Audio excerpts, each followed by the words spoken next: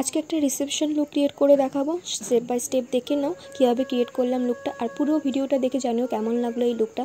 তো প্রথমেই আমি টোনার ও ময়শ্চারাইজার দিয়ে স্কিনটাকে প্রিপেয়ার করে নিয়েছি, তারপর কারেক্টিং ও প্রাইমার ইউজ করে নিয়েছি, সেগুলোর ভিডিওটা নেওয়া হয়নি। তারপর সোপারেলের ফাউন্ডেশনে দুটো শেড মিক্স করে ইউজ করেছি। তারপর মেবিলিনের একটা কনসিলার দিয়ে নিয়েছি হাইলাইটের জোনগুলোতে, যেখানে যেখানে হাইলাইট করতে হবে। আর আমার মডেলের স্কিনটা খুবই সুন্দর, আমাকে খুব বেশি প্রোডাক্ট ব্লেন্ড করতে হয়নি, স্কিনে তাড়াতাড়ি সব কিছু ব্লেন্ড হয়ে যাচ্ছিলো। দেন একটা ক্রিম ব্লাশ ইউজ করেছি আর্থিদামের। ব্লাশারটা আমার খুবই পছন্দের, খুব তাড়াতাড়ি ব্লেন্ড হয়ে যায় ব্লাশারটা। আর সেটাকে আমি হালকা হাতে ড্যাব ড্যাব করে ব্লেন্ড করে নিচ্ছিলাম, খুব বেশি ব্লেন্ড করা যাবে না, তাহলে পুরো প্রোডাক্টটা উঠে আসবে। এরপর পিএসসির একটা সেটিং স্প্রে ইউজ করেছি পুরো ক্রিম প্রোডাক্টগুলোকে সেট করে নেওয়ার জন্য। তারপর পুরো মেকআপটাকে লক করার জন্য পিএসসির এইচডি ট্রানজিশন পাউডার ইউজ করেছি। যাদের কাছে বাজেটটা একটু কম, 2-3টে শেডের পাউডার ইউজ করতে পারছো না একেবারে, তো তারা এই ট্রানজিশন পাউডারটা ক্যারি করতে পারো।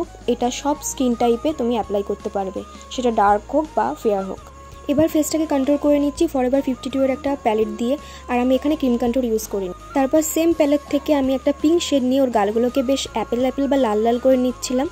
দেন আমি একটা মেবিলিনের হাইলাইটার ইউজ করে নিয়েছি, যেখানে যেখানে আমি হাইলাইট করেছিলাম, আর নেকটাতেও ইউজ করেছি কিছুটা। তারপর পুরো মেকআপটাকে আমি আবারও সেট করে নিচ্ছি সেম সেটিং স্প্রে দিয়ে। আমার ফেস মেকআপটা কমপ্লিট হয়ে গেছে, এবার আমি আই মেকআপের দিকে যাব। তো আজকে আমি একটা স্পটলাইট আই মেকআপ করব ভেবেছি। তো প্রথমেই আমি আইব্রোটা ফিল আপ করে নিচ্ছি পিএসসির একটা পোমেড দিয়ে। দেন আমি একটা কনসিলার ইউজ করব ওর আইলিডে, আর সেটাকে পাউডার দিয়ে সেট করে নেব। তো ফার্স্টে আমি একটা পিঙ্ক শেড নিয়ে নিয়েছি, ওর আই দুটোর কর্নারে প্লেস করেছি।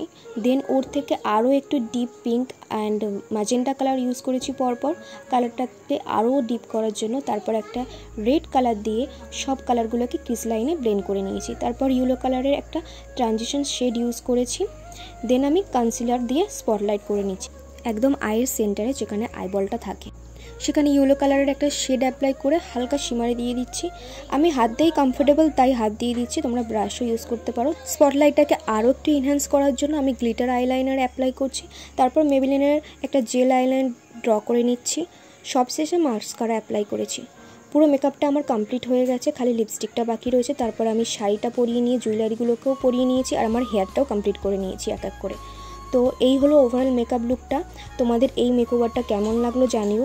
আমি চেষ্টা করেছি স্টেপ বাই স্টেপ তোমাদের অনেক কিছু মেকওভার তোমাদেরকে শেয়ার করতে, এবং তোমাদের কাছ থেকেও কিন্তু আমি অনেক অনেক ভালোবাসা চাইছি।